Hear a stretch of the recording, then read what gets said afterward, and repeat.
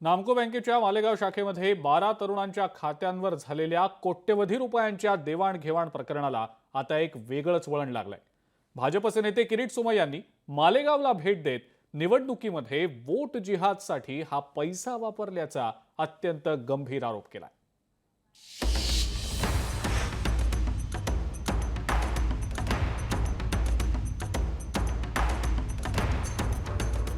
Nashik merchant बँकेच्या मालेगाव शाखेत 12 तरुणांच्या खात्यावरून कोट्यावधींची देवाणघेवाण झाल्याचं प्रकरण समोर आलं होतं।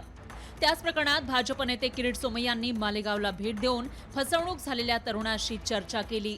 ही रक्कम हवाला मार्फत आली आहे, तिचा निवडणुकीत वोट जिहादसाठी वापर केल्याचा गंभीर आरोप त्यांनी केला।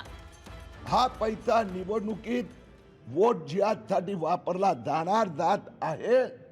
हा पैसा आला कुठून, गेला कुठे, याचा तपासात गती आणली पाहिजे।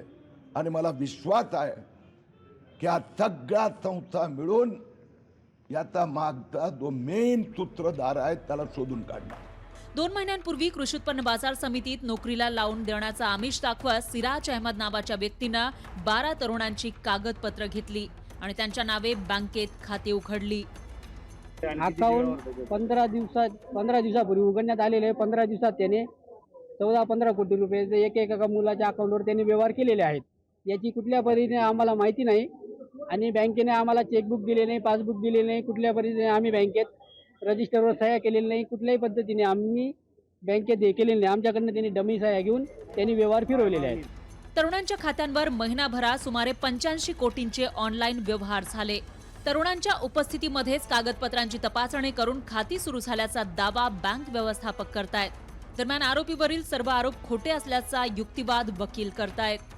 ऑनलाईन असल्यामुळे त्यांनी साधारणतः त्यांचा ऑनलाईन दिल्यामुळे तो व्यवहार काय होतो त्यांच्या खात्यात येतात किंवा जातात हे खातेदार आणि ज्यांच्याकडे यांचं काय असेल त्यांच्या थ्रूच हे होऊ शकतं। आपण त्या खात्यांबद्दल आपल्याकडे कुठली माहिती घेत तेव्हा येईल की जेव्हा त्यांनी आपल्याला सांगितलं साहेब आमच्याकडे खात्यात काय व्यवहार होतो हा एक मोस्टली एंट्री ऑनलाईन आहे।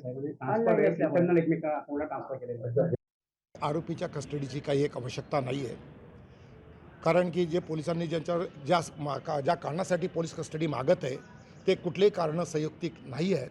कारण 12 लोकांचे खाते एका व्यक्तीला उघडता येत नाही। खाते उघडताना सगळे कागदपत्रांची शहानिशा, पूर्तता, ID proof, photo, specific signature करावे लागतात। या प्रकरणी तक्रार आल्यानंतर आर्थिक गुन्हे अन्वेषण शाखेनं आरोपी सिराज अहमदला ताब्यात घेतलं। त्याला कोर्टानं 19 नोव्हेंबरपर्यंत पोलीस कोठडी सुनावली, पण पोलिसांनी याबाबत काहीही सांगण्यास नकार दिलाय। दरम्यान किरीट सोमय्यांनी या प्रकरणामध्ये गंभीर आरोप केल्यामुळे पोलीस तपासात काय निष्पन्न होतं याकडे सगळ्यांचं लक्ष आहे। विशाल मोरे, लोकशाही मराठी, मालेगाव।